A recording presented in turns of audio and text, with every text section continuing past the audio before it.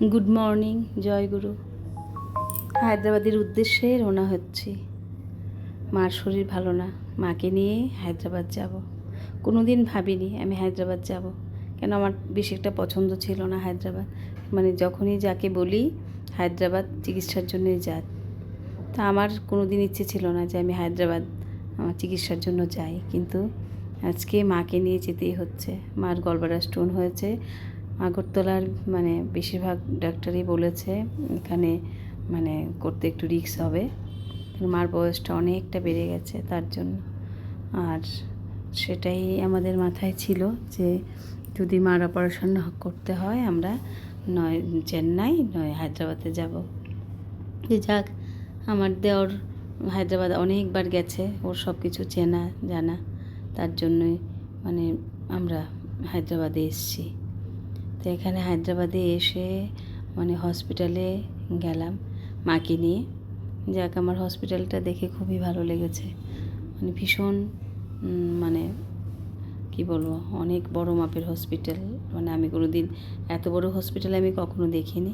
এখানের মানে ডাক্তাররা নার্সরা এতই ভালো, এত ভালো লেগেছে, ভীষণ ভালো। কিন্তু ম্যানেজমেন্টটা বেশি একটা ভালো লাগেনি। ওরা ভীষণ চুস্ত, তো ওদের সাথে সেরকম লোক যদি না হয় চুস্ত, তাহলে কিন্তু ভীষণ মুশকিলে পড়ে মানে যেতে হবে। যাক, আমাদের সাথে আমার দেওর এসছে যেহেতু আমার আর চিন্তা নেই, ওই সবটা দেখছে আর আমি মাকে নিয়েই সবসময় ব্যস্ত থাকছি। মার খাওয়া দাওয়া, মার মানে কি প্রয়োজন না প্রয়োজন, মানে সকাল দুপুর বিকেল সারাক্ষণই মাকে নিয়েই ব্যস্ত। ফাঁকে আমাকেও একটু মানে ডাক্তার দেখিয়ে নিয়েছি, আমার ছোটোখাটো কিছু সমস্যা ছিল। যাক, আমার এগুলো একদিনই হয়ে গেছে। তো মাকে নিয়ে এখানে সব কিছু মানে কি বলবো, এতটা মার কষ্ট হচ্ছে এখানে। ভিডিওগুলো তুলে রাখছিলাম কারণ মানে কি হয় না হয় আমরা কেউই জানি না। আজকে আমরা ভালো আছি, কালকে আমাদের কি হবে না হবে কেউ কিছু বলতে পারবে না। তার জন্য আমি সব কিছু মাকে নিয়ে যেখানে যাচ্ছি না যাচ্ছি, কি করছি না করছি, সব কিছু ভিডিওতে ধরে রেখে দিয়েছি। সেগুলো আমি শেয়ারও করব। এই যে মার সাথে গল্প, বাড়ির গল্প, মার কিছুক্ষণ পরে পরে বাড়ির কথা মনে পড়ছে, যেহেতু সবাইকে ফেলে এসছে। তো এইভাবেই রাখছি আজকে।